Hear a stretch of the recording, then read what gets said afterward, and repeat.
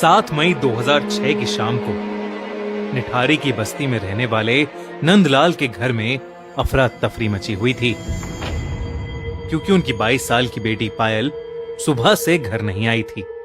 उसने अपने पिता से कहा था कि वो सेक्टर 31 की कोठी नंबर D5 में नौकरी के लिए जा रही है, पर जब से वो वहां गई थी उसका फोन स्विच्ड ऑफ जा रहा था। जब काफी देर तक वो घर नहीं आई तो उसके माता पिता बहुत डरने लगे, क्योंकि निठारी में पिछले 2 साल से कई छोटे बच्चे और जवान लोग गायब हो रहे थे। नंदलाल से और नहीं रहा गया और उसने खुद अपनी बेटी को ढूंढने का फैसला किया। सबसे पहले उसने उस रिक्शे वाले को ढूंढा जिसने पायल को D5 तक छोड़ा था। वो रिक्शे वाला D5 का नाम सुनते ही भड़क गया और उसने बताया कि उसने पायल को वहां छोड़ा तो था, पर वो बिना पैसे दिए ही घर के अंदर चली गई। उसे लगा कि वो वापस आकर उसे पैसे देगी, मगर वो वापस आई ही नहीं। जब उसने घंटी बजाई तो उस घर का 36 साल का नौकर सुरिंदर कोली बाहर निकला और उसने कहा कि पायल वहां से चली गई है। जब रिक्शे वाले ने उसकी बात को झूठ कहा तो कोली ने एक ईंट उठाकर उसकी तरफ फेंकी और उसे वहां से भगा दिया।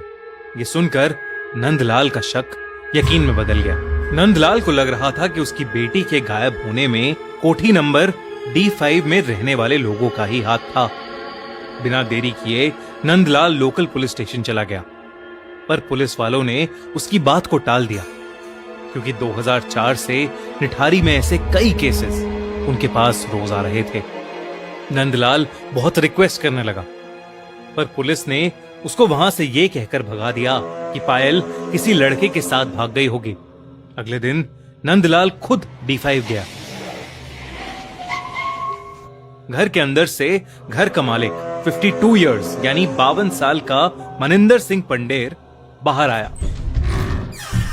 जिसने पायल को पहचानने से ही मना कर दिया। नंदलाल और उसकी बीवी पूरी तरह से टूट चुके थे, क्योंकि कोई भी उनकी मदद नहीं कर रहा था। वो दोनों पूरी रात बस रोते रहे और फिर नंदलाल ने डिसाइड किया कि चाहे कुछ भी हो जाए वो अपनी बेटी को ढूंढ कर ही रहेगा। उसके पास थोड़े पैसे जमा थे तो उसने एक वकील को हायर करके कोर्ट में अपील की। चीफ मजिस्ट्रेट ने उसका केस देखा और पुलिस को ऑर्डर किया कि वो उसकी FIR दर्ज करें और उस पर तुरंत एक्शन लें।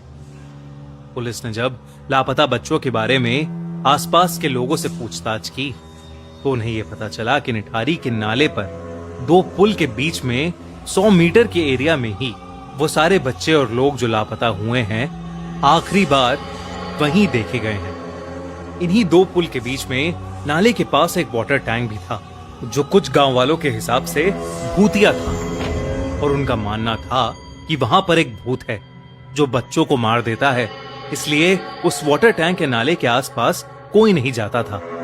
पुलिस ने उस 100 मीटर के स्ट्रेच को ब्लैक होल का नाम दे दिया और वो उसकी पेट्रोलिंग करने लगे, लेकिन उनकी पेट्रोलिंग के बावजूद भी वहां से बच्चे गायब होते रहे। पर वहां ऐसा क्या था? क्या सच में वहां कोई भूत था, या ये किसी गैंग या किसी सीरियल किलर का काम था? इस सवाल का जवाब उस वक्त किसी को नहीं मिल पा रहा था, क्योंकि पुलिस पर प्रेशर बहुत ज्यादा था। तो पुलिस ने पायल के फोन को ट्रैकिंग पर लगवाया और मनिंदर सिंह पंडेर को भी इंटेरोगेट किया। पर मनिंदर ने कहा कि वो पायल के गायब होने वाले दिन चंडीगढ़ में था और अपने पिता का अंतिम संस्कार कर रहा था, जिसका उसके पास प्रूफ भी था। जब चंडीगढ़ में होने का प्रूफ मनिंदर ने पुलिस को दिया तो पुलिस की इन्वेस्टिगेशन फिर से एक डेड एंड पर पहुंच गई। कई महीने बीत गए और नंदलाल और उसकी बीवी अपनी बेटी की याद में तड़पते रहे और निठारी से और भी बच्चे गायब होते रहे। लेकिन फिर एक दिन 26 दिसंबर 2006 को अचानक ही पायल का फोन स्विच ऑन हुआ और वो ट्रैकिंग रडार पर दिखने लगा। पुलिस ने फौरन उस फोन को ट्रैक किया। वो फोन एक रिक्शे वाले के पास मिला, जिसने बताया कि वो फोन उसने किसी और से खरीदा था, लेकिन उसमें सिम पहले से ही था।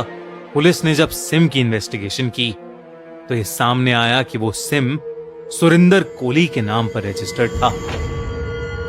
वही सुरेंद्र कोली जो मनिंदर सिंह पंडेर के घर पर काम करता था। 29 दिसंबर की रात को पुलिस ने सुरेंद्र कोली और मनिंदर सिंह पंडेर को उनके बंगले से अरेस्ट कर लिया। दोनों से पूछताछ करने के बाद पुलिस ऑफिसर्स शॉक में थे। वो तुरंत निठारी के पास बने उस नाले पर पहुंचे। जब वो उस नाले के अंदर घुसे तो उन्हें वहां जो मिला वो देखकर उनके रोंगटे खड़े हो गए। उस नाली में कई पॉलिथिन्स थी जिसमें छोटे बड़े ह्यूमन स्केलेटन्स यानी इंसानी कंकाल थे। एक लड़के का कटा हुआ सर, किसी के शरीर के टुकड़े और ढेर सारे बच्चों के कपड़े चप्पलें थीं जो उन्हीं बच्चों की थीं जो लापता हुए थे। कुल मिला के उस नाले से 19 स्कल्स यानी 19 खोपड़ियां मिली। उन दोनों ने 19 लोगों का मर्डर किया था। पूछताछ में सुरेंद्र कोली ने पुलिस को बताया कि उसी ने पायल को मारा था। सुरेंद्र ने पायल के ही दुपट्टे से उसका गला घोट दिया था और उसे मारने के बाद सुरेंद्र ने लाश के कई टुकड़े किए और फिर वो उन्हें पकाकर खा गया। सुरेंद्र ने यह भी बताया कि उसने ऐसा सभी छोटे बड़े बच्चों के साथ किया था। जब सुरेंद्र पर ढेर सारे साइकोलॉजिकल टेस्ट हुए तो उसने ये भी कबूला कि उसके सपने में एक सफेद बालों वाली साड़ी पहनी हुई एक औरत आती थी जो लोगों को मारने तक उसके साथ ही रहती थी। जब मनिंदर सिंह पंडेर से इन सब के बारे में पूछा गया तो उसने ये कहा कि वो आधे से ज्यादा टाइम घर के बाहर रहता था और उसे इन सब के बारे में कुछ नहीं पता था। पर सुरेंद्र का एक कहना था कि वो पंडेर के कहने पर ही बच्चों और लड़कियों को टॉफी और नौकरी का लालच देकर घर के अंदर लाता था, जिसके बाद पंडेर उनका फायदा उठाता था और सुरेंद्र उनको मारकर उनकी डेड बॉडी को टुकड़ों में काटकर उन्हें पका के खाता था। यह केस इतना भयानक था कि फौरन सीबीआई को ट्रांसफर किया गया। जब सीबीआई ने इन्वेस्टिगेट किया तो उन्हें और भी कई बातें पता चली। दोनों पर कई सारे केसेस चले और कई सालों तक चले, जिनके बाद उन दोनों को डेथ पेनल्टी यानी मौत की सजा सुनाई गई।